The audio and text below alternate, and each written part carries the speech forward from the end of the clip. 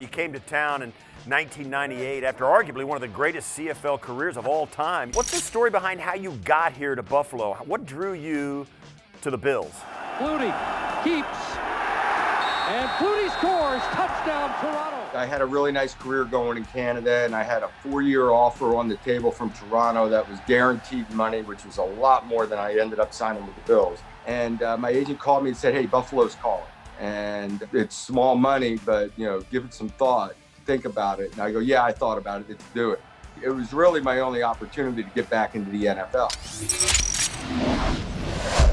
We are reliving the greatest moments in Bills history through the eyes of the legends who created them. This is Bills Legends Breakdown, powered by Microsoft Teams. I'm Steve Tasker, and I'm pleased to be joined by our good friend Doug Flutie. Doug, you were a huge fan favorite here in Buffalo when you came to the team, and for good reason. Everybody loved watching you play. Now, how would you describe the way you did play football?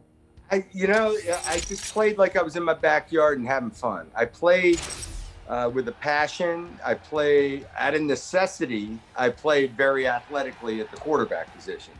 And I just was one of those guys that, I don't care if we're down by 24 points with a minute to go. I'm still fighting and clawing, trying to do whatever it can. And that was my approach. I always felt like I was very fortunate to have a job, and I was trying to keep it. Your first year here, the team starts 1-3, and Rob Johnson's at quarterback. You guys are in Indianapolis. And after your first win of the season, then Rob gets injured on the third play of the game. You come off the bench. What was it like to get back into the NFL after being in the CFL for so long, step into the smaller field? There's only 11 guys aside. What was it like? I'll tell you what, the beginning, training camps and mini camps, it took me a while to get used to it again. And the timing of throws, what was considered open in the NFL is more like body position, slipping inside. If you got a defender on your outside hip and you're cutting in on the slant or an in break, that's open. In Canada, you could let guys work and get open and just give them the ball. So it took me a while, and it was actually until the last preseason game that I actually started really feeling comfortable again. So you get in this first game. In the second quarter, you got things rolling, got a 54-yard drive. You go 6 for 6 on this drive, and you cap it off with your first NFL touchdown pass you threw since 1989. Flutie scrambling to buy time. Touchdown, Buffalo. Now, on this play, you hit Jay Reamersma from 7 yards out. Kind of walk me through this play and what it felt like.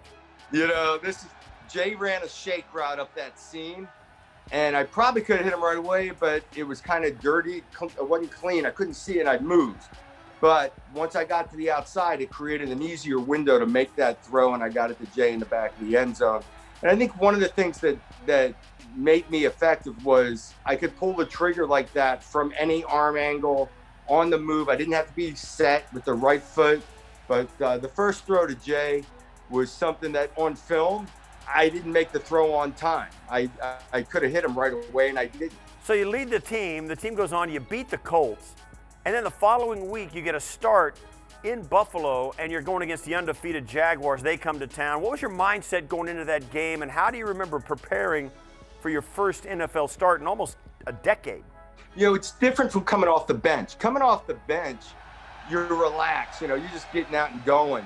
And when you're starting a game, you got all week to prepare. You got a lot of time to think about it and a lot of time to worry about all the things that could go wrong. But I was so excited and just put in more time and effort into that week than probably any game I've ever played.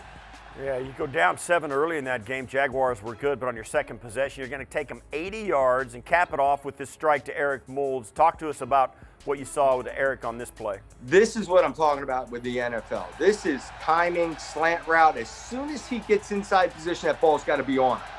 And Eric was so big and strong. I love throwing the ball to Eric Moulds. And he's one-on-one on the outside there. He probably had inside technique by the defender, and he still beat him across his face. And the second he gets across his face, the ball's got to be there. And that was something I think I had really good anticipation. But Eric Moulds was a guy that I always say got me to the Pro Bowl. Eric was a stud.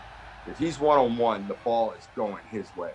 Yeah, that's right. And in that game, you get the ball back late in that game with just under 2 minutes to play. You got to have a touchdown to win it here. What were the conversations like that you remember on the sidelines before that drive, and what were you guys thinking?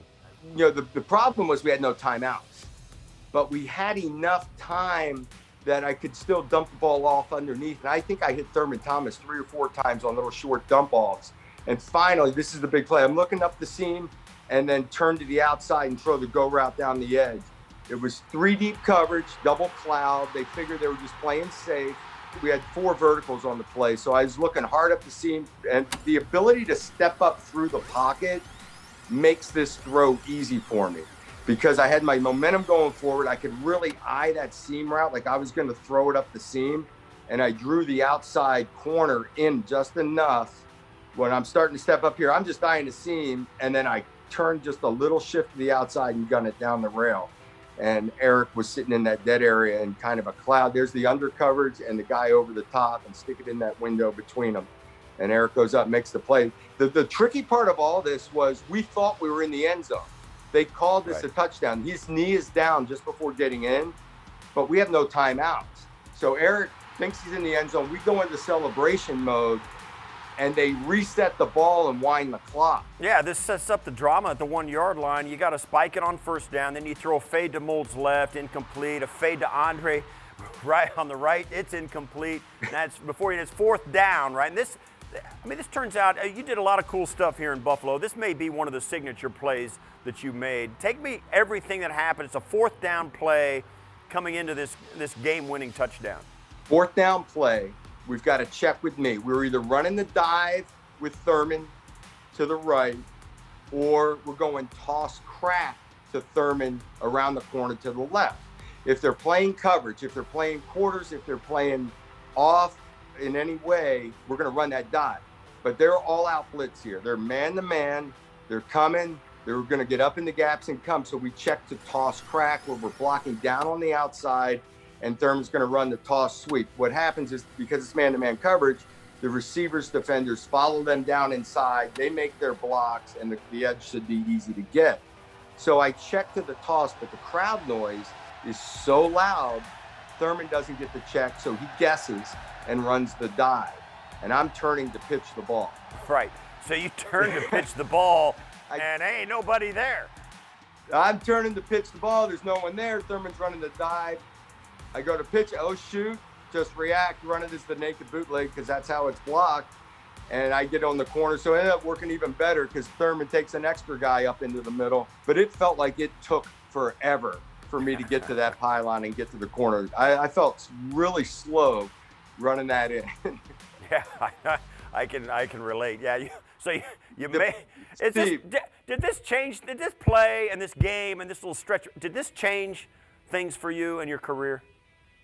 I think it did. The games that made me feel, I got in the San Diego game right away, the first game, and I threw a couple of touchdown passes. And that's when I kind of knew, okay, I can do this. This is going to work out getting back in the NFL. Then I got the chance to get real playing time against Indianapolis. We win that game. So I already kind of had that confidence.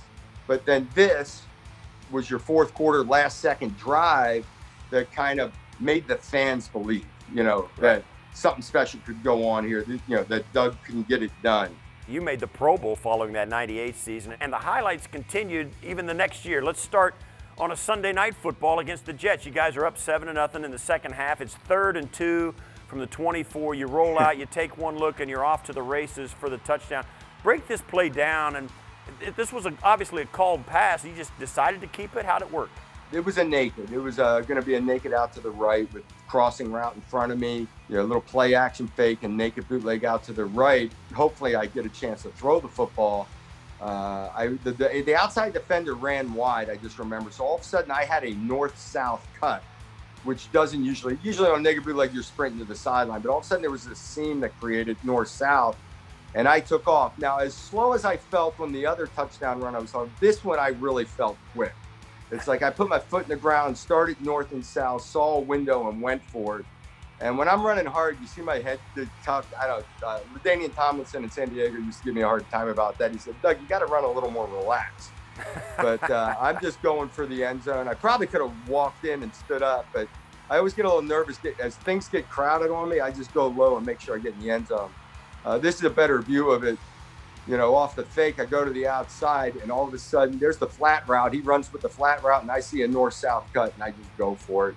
And You know, sometimes it's an asset to be small and quick rather than big and tall. And like always, for most guys, it didn't end the way everybody wanted it to in Buffalo, but your legacy here is undoubted. When you look back, how do you remember your time in Buffalo, and how would you like to be remembered? Just the guy that competed and won and played hard. I think that's what comes across. I think it's kind of why I've had this great relationship with fans. They can, number one, they relate to me because of my size, and that you're out there competing with these guys that are 350 pounds or 6'7" or whatever they are now. But the Bills had gone through a couple of down years after Jim and your group left.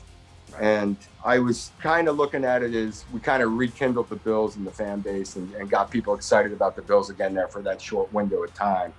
And that's a really comforting feeling that we did something special. We got their playoffs again and kind of got it rolling, but it just didn't continue on. It could have rekindled it and really, taken it to another level. But last year, I got back to my first Bills game in 20 years. I've gone back for Jim's events, different things going on in Buffalo, but I had never been to a Bills game. And the reception I got, I did a little autograph signing up in the field house. And then, when I came down by the field, I'm hanging out with Jim, Thurman, Bruce Smith. You guys are legends from the Bills here. Right. And the fans treated me the same way. I spent 3 years in Buffalo.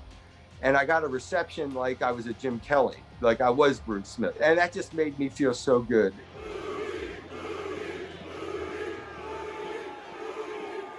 And I was really kicking myself for not going back sooner and being a part of the Bills community even sooner. It was such a warm reception and so much fun to get back into Buffalo. Well, Doug, congratulations on a fantastic Buffalo career. You're in the College Football Hall of Fame, of course, the CFL Hall of Fame. You're one of the all-time great Buffalo Bills.